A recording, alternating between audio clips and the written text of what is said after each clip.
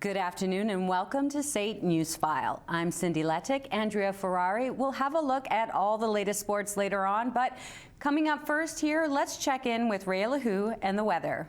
Yeah, Cindy, it's actually very warm out here. The sky is blue, the sun is shining. I definitely cannot complain. We're going to have a high of 12 degrees today. I think right now we're sitting at about 10 degrees, but I'll get into that later on when I get to the 5-day. And last year, it wasn't too much of a difference. It was 13.3 degrees, so just a little bit more sunshine last year. But 1910, the record high was almost 30 degrees. It was 29 degrees today in 1910. I wish it was that right now, but the sun is still shining. Cindy? Pretty nice. So, Andrea, the game against Carolina and Washington, that was crazy. It was a crazy game last night. Last game for the first round in NHL 2019 playoffs. So that's exciting. I'll get into that a bit later. But also, the Blue Jays fans have something exciting to look forward to. So I'll get into that as well. Sounds good. And now, here's a look at today's top stories. Calgary police believe they may have a double homicide on their hands. A young mother and her daughter were reported missing earlier this week. Jordan Bay has been covering this story for us and joins us from the State Newsroom. Jordan, it sounds like the police don't have a lot of hope of finding the pair alive. Yeah, Cindy, it's an absolute puzzle for Calgary police at this time. The pair was last seen in the southeast community of Cranston. That was back on April 16th. Calgary police haven't been able to find any evidence that suggests 25-year-old Jasmine Lovett and her 22-month-old daughter, Aaliyah Sanderson, are still alive. Jasmine is described as 5'4", with brown hair and brown eyes and a slim build. Aaliyah is almost 3 feet tall and also has brown hair and brown eyes. Investigators have a suspect who is known to the victims currently in custody. At this time, they don't believe the incident is random, and anyone with any information is asked to call the Calgary Police or the Crime Stoppers homicide tip line. Cindy? Jordan Bay reporting from the State Newsroom. The University of Calgary's men's basketball team is mourning the loss of their teammate Andrew Milner after his body was found in Moyi Lake in BC earlier this week. Cranbrook RCMP say 2 men were canoeing on the lake when it tipped over late Tuesday afternoon. One of the men did manage to make it out back to shore. The team says Milner was a kinesiology student from Antigonish, Nova Scotia. U of C is offering grief counseling services to its student athletes as well as anyone else who needs it. Personal information on sites like Facebook being leaked to outside sources now has Canada's Federal Privacy Commissioner ready to take Facebook to court to enforce stronger privacy laws. Vanessa Arate has the story on why it can become more serious than just clicking the close tab. When it comes to reading the terms and conditions on apps, websites, and other social media outlets, many of us are guilty of scrolling to the bottom and clicking I accept. If Canada takes Facebook to court, there are security measures that can be put in place, but that still doesn't impact all of computers in the country. It is not as easy all the time to try and implement a lot of these laws because they tend to always get around them. The simple fact is Facebook is easy to use, and in this digital era, you can keep in contact with friends and family across the world, which continues to be the main reason many people use it even though their information might be at risk. Brittany Gerard actually got hacked, but says that doesn't stop her from connecting with friends. Before, I have a lot of family out in BC, and I don't have the means to keep in touch with them as much. So that's usually my one way. I have a friend that lives in Switzerland. Obviously, I can't just go and text her right away. Spurgeon says what's important is you know who you're talking to. They've really got to be vigilant as to watch what is coming in, especially if it's something they really don't recognize. Attachments can always be a problem. Facebook continues to be a popular social media website.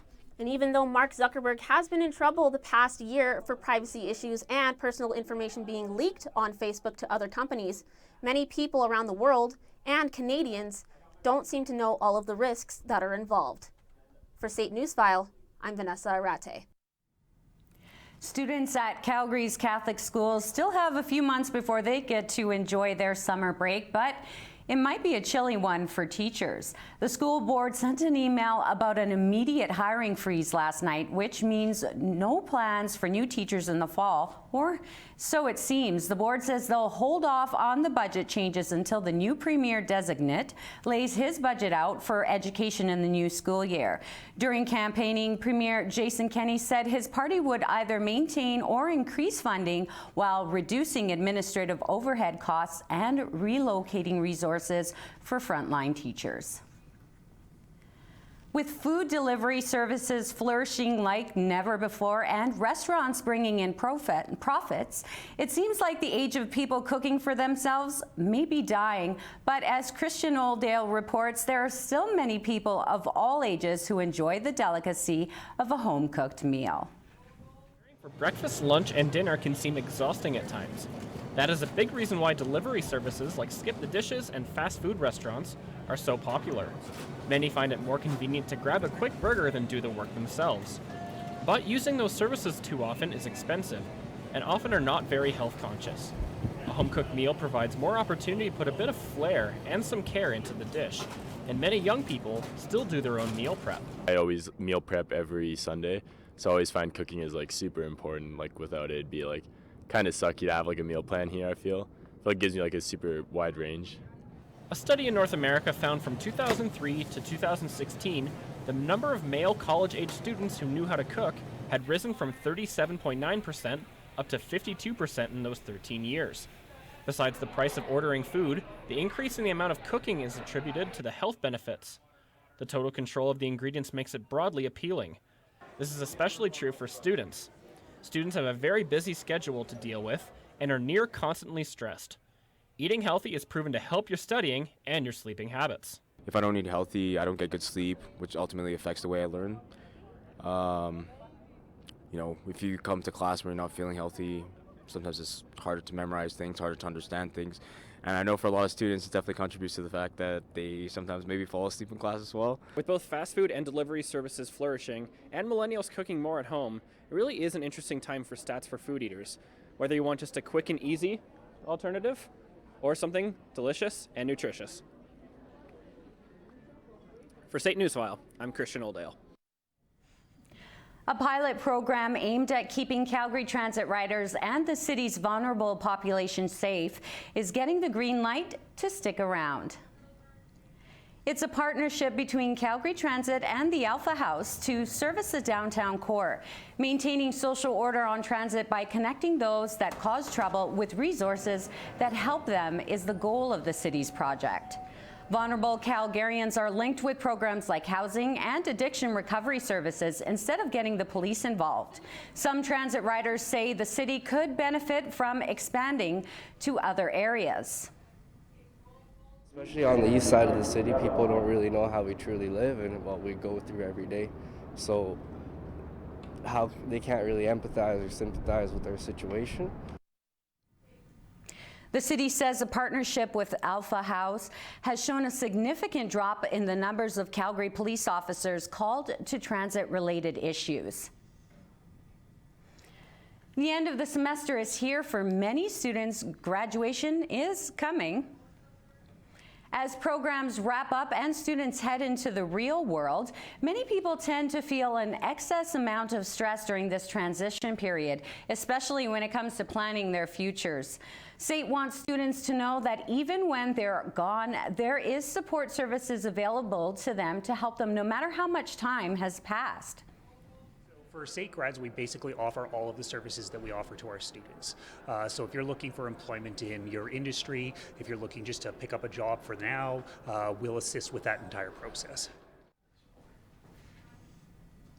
Becoming a SAIT alumni has its perks from the moment students come to SAIT to the moment they walk the stage. They have free access to SAIT career fairs, job listings, employment, workshops, and much more. It's always good to know the rules of the road, but a change to the Traffic Safety Act could soon allow cyclists to treat stop signs as yield signs. E.T. Monroy has more.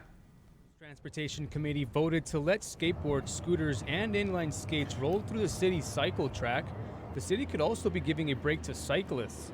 Calgary could soon allow cyclists to yield at a stop sign, a bylaw that has been gaining momentum in BC and other major cities. Since 2007, the number of bicycle trips in downtown Calgary has more than doubled, from just over 7,000 trips to nearly 19,000 in 2018.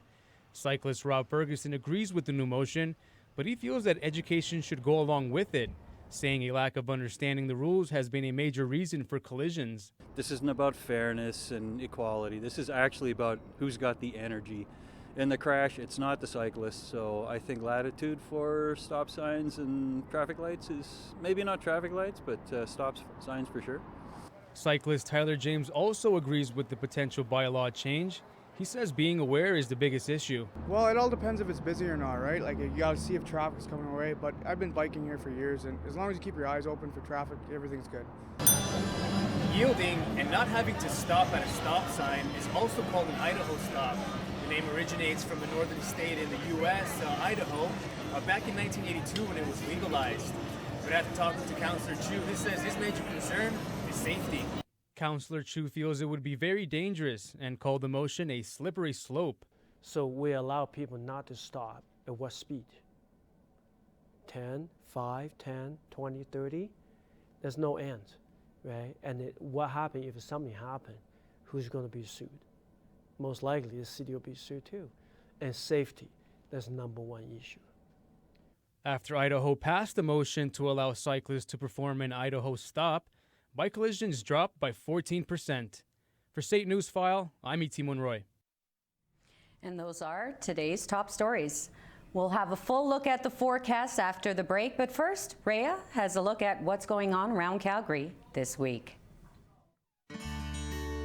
This 4-day pulp culture convention starts tonight and will wrap up Sunday. It's one of the biggest events of its kind in the world, with hundreds of vendors and workshops. It is the Calgary Comic-Con. And the Springfest, traditionally it's celebrated in Asian and European countries, but this year at Market Mall from 12 to 6 p.m. there'll be dancing and tons of food celebrating the beginning of a new year according to ancient Turkic tradition. And for all of you bride-to-bes out there, at this free event, you can find your bride dress at a cheap price, saving up to 50% off on all of your brands. You must register online to receive tickets. Starting the tradition back in 1980, this year marks the 39th annual Half Marathon. Register online at halfmarathon.cpsevents.ca/registration. And mark your calendars for May 14th, the alternative band, 21 Pilots. They are coming to Calgary at the Saddle Dome.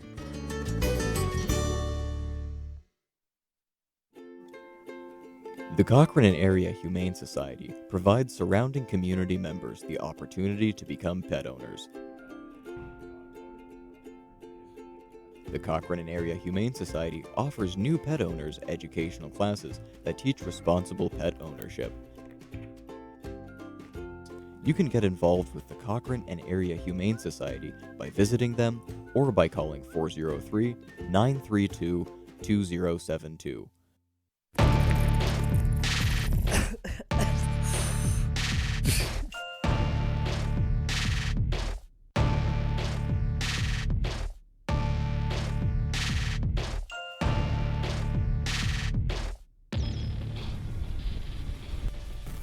Why do we got a straw? Oh, for my drink, bro. Yeah, here, man. Good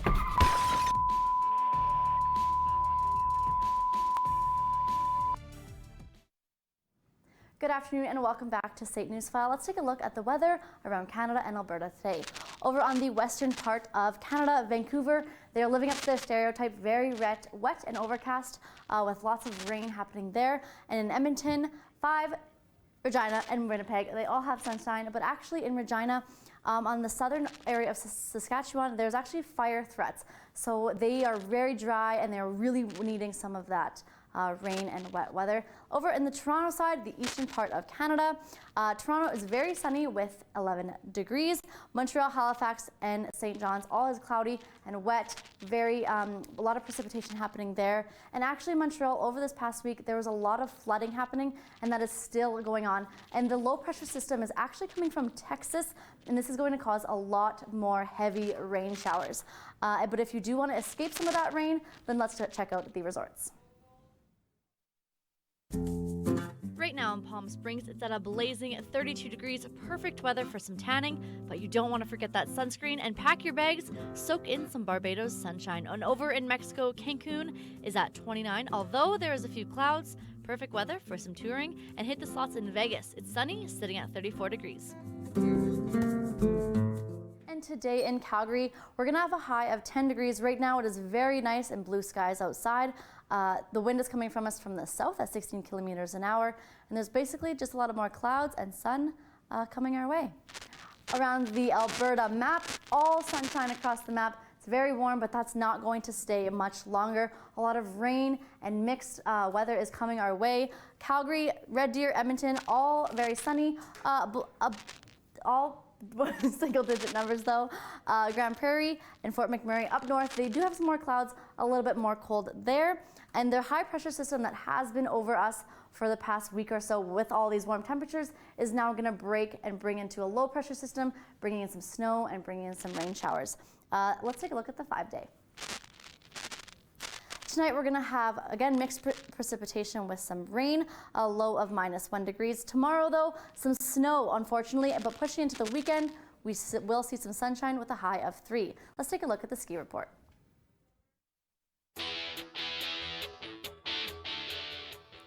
We don't have much more mountain time left with only 4 ski hills still open. Sunshine Mountain, they're living up to their name. It is a sunny day there.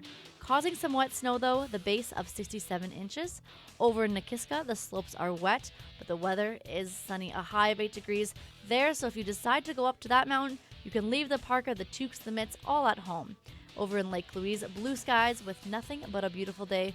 The fresh layer of snow, so us Calgarians, it won't take nothing to drive there. 118 of the 145 runs are open, and 26 of those are groomed. Snow conditions are looking good at Marmot Basement and near Jasper. A little more chilly there, though. They are sitting at -9, but the snow is packed and groomed and ready for you. Although Norquay, Fernie, and Revelstoke, they are all closed for the season, getting ready for spring, but they will open up again next winter.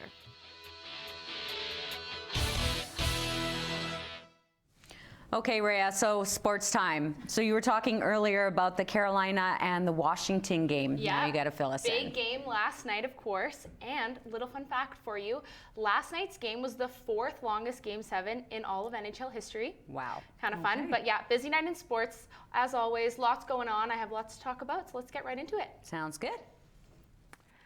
Last night's Game 7 was the final game of the first round of the 2019 playoffs between the Washington Capitals and the Carolina Hurricanes.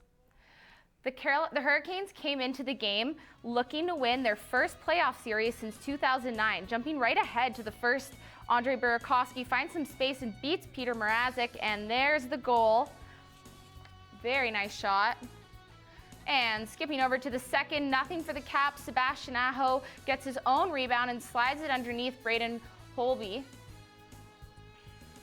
Shortly after, Kuzi walks in and beats Mrazek point blank to put the Caps back up by 2. And look at that, he brings up the eagle. He is fired up. Still in the second, puck finds its way to the high slot, and Timo Teravainen slides it past Holtby. The Canes are within 1. Then in the third, Jordan Stahl evens the score with an absolute rocket. This game is heading into overtime. And after 20 minutes of extra time solved nothing, Justin Williams throws one on goal and Brock Mergen tips the home winning series. The Hurricanes upset the Capitals in 7. With the loss there will be a new Stanley Cup champion in 2019 as the Canes get the set for New York in round 2. To call these playoffs unique so far would be an understatement. For the first time in NHL history, all 4 division leaders were eliminated in round 1. The Calgary Flames, the Nashville Predators, the Tampa Bay Lightning, and the Washington Capitals. The Hurricanes' cap game was officially the final game of the first round. And with the opening round done, there is a chance to look back and reflect on how the round was. Jake Foster now joins us live from the State Newsroom.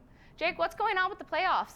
Honestly, Andrea, I don't know. That first round was absolute insanity, and it showed you one thing, that all you need to do in the NHL is you just need to punch your ticket to the dance in order to have a chance. And That first round, the physicality, the pace of play was absolutely bonkers. And what are you anticipating for the second round? Well, I imagine the second round is going to be pretty similar to the first round as far as the physicality and how fast the game is played. But honestly, Andrea, I have no idea what to expect going forward here. I had Tampa and Calgary in the Stanley Cup Finals, so that shows you what I know. If it's anything like the first round, it's going to be wild. And now the big question is, who do you have it winning all with so many big dogs out there? Well, like I said, I had a Tampa-Calgary final, but I think the Boston Bruins probably at this point have the best chance. But like I said earlier, it's the Stanley Cup Finals, it's the Stanley Cup playoffs. Anything can happen. I also really like Columbus coming out of here. If they can get past the Boston Bruins, I think they have a really good shot at making a deep run, because anytime you can sweep the #1 team in the league, that will give you a bunch of momentum. So I like the Blue Jackets, and I also like the Bruins, so whoever comes out of that series. Well, Jake, if round 2 is anything like round 1, the next few weeks of playoff hockey should be exciting. Jake Foster reporting live from the SAIT newsroom. Round 2 kicks off tonight with Columbus in Boston and Dallas in St. Louis. The wait for the Toronto Blue Jays fans is finally over. Tomorrow night is officially Vladdy time. Vladimir Guerrero Jr. is set to finally make his MLB debut tomorrow night against the Oakland Athletics. Guerrero is considered to be the top prospect in baseball and hit 3 home runs in his last 8 games of triple against Buffalo. The Canadian slugger also had an on-base percentage of .424 to go along in his Game 7 AAA. Opening pitch is just after 5 tomorrow night. With the slopes closed and the outdoor rinks melted, now is the time of year sports enthusiasts switch gear. But as Jake Foster reports, the golf season in Calgary can be complicated. Being a golfer in Calgary is no easy task. It's a consistent battle with the weather, and if players get 4 months a year to golf, that's a win. But players aren't the only ones feeling the consequences of the shortened golf season. All the courses are struggling right now with new members. People have a different style of living. We have the cost of golfing. You know, it's kind of a big issue. But here we are in late April, and finally almost all the courses are open. And now with golf season just around the corner, it's safe to say that golfers and players are getting excited. The links and the driving ranges are starting to get full again of golfers, like Forbes Morrison, who were frustrated with the long off season, but are ready to get back at it. Yeah, it's been a pretty long off season. Weather's pretty nice right now, been warm enough, so yeah, I'm really excited to get back out there. For SAIT NewsFile, I'm Jake Foster.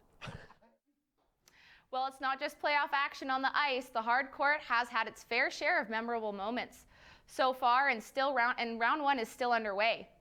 Canada's team, the Toronto Raptors, knocked off the Orlando Magic in 5 games to punch their ticket to round 2. They will face the 76ers, who bounced Brooklyn in 5, and Boston will get the top-seeded Milwaukee Bucks in their second round. In the West, the Golden State Warriors had a chance to knock off the Clippers, but couldn't get the job done. That one is heading into 6.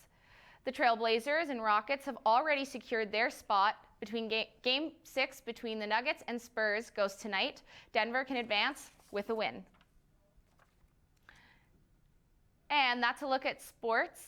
Lots going on.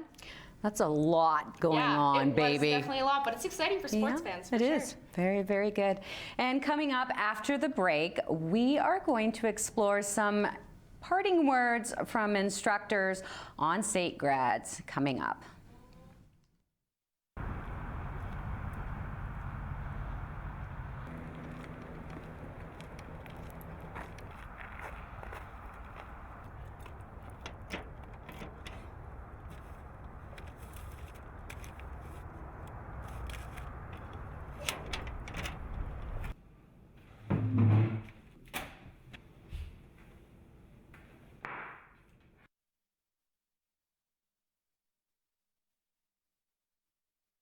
Food, a basic necessity for everyone, but not everyone can get it for themselves or can afford it for that matter. But this is where Meals on Wheels comes into help. Meals on Wheels is a non-for-profit in Calgary. Their main objective is to promote health and independence in the community. Meals on Wheels does this by providing and delivering quality, nutritious, and affordable meals for everyone in our community. Meals on Wheels values their clients and understands their situation and needs. So short-term or long-term, Meals on Wheels is here to help. As the end of the semester approaches, many students start to wrap up their time here at SAIT, specifically the second-year radio, television, and broadcast news students. RTBN students have spent the last 2 years learning many different skills, growing both professionally and personally. As Storm Lenny reports, RTBN instructors want this year's grads to be proud of their progress they've made so far.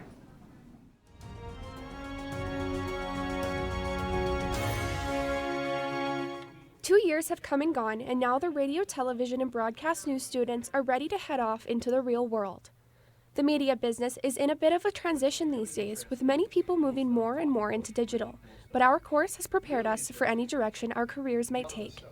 The instructors want grads to know just because they're out of the classroom doesn't mean the learning has to stop.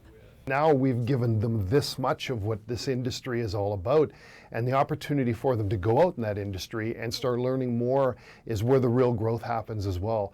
So I think that the opportunity for them to continue to be a lifelong learner is really important for them to remember. Over the past 2 years, the students in this year's grad class have had the opportunity to build lifelong friendships and grow together as a group. These are people that are going to be in the same job as you, same industry as you, and have the same passions as you do. So I really do believe that these are friends that I will have pretty much forever.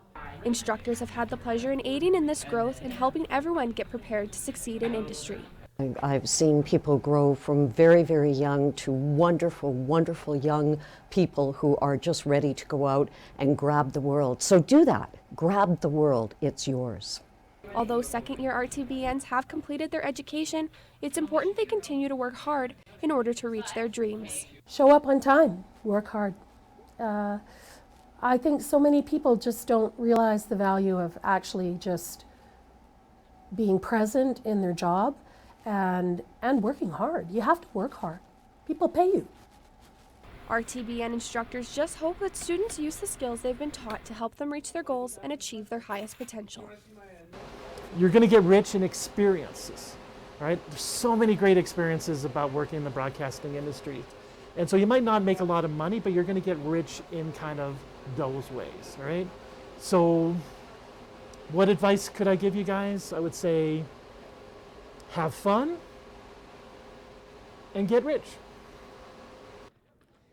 The season is changing, the semester is ending, and for many of us, so is our time here at SAIT. But one thing's for sure for us RTBN students, we will never forget the time we spent here, and we will continue to chase our dreams. For SAIT NewsFile, I'm Storm Lenny. Okay, whoa, how are you here?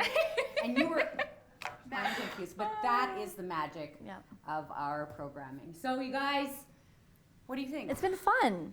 I can't believe it's already over. This is crazy. Last show. It's crazy.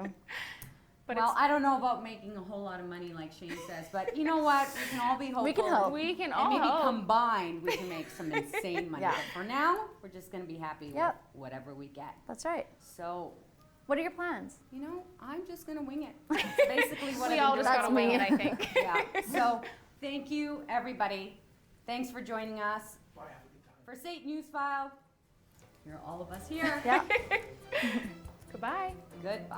Bye. Have a good time. Good job.